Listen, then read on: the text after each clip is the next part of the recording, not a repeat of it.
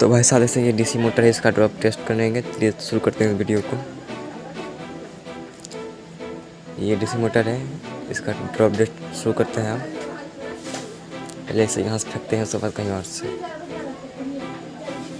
उसके बाद यहाँ से, अब यहाँ से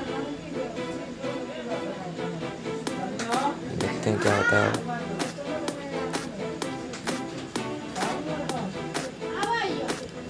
तो ये अब ये यहाँ से ये तो खुल गया पीछे से कस का।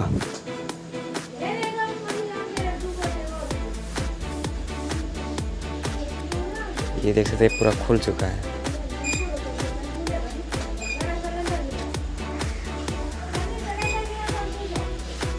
लाइक और सब्सक्राइब जरूर करें। मिलते हैं अगले वीडियो में, तब तक tata bye bye, see you.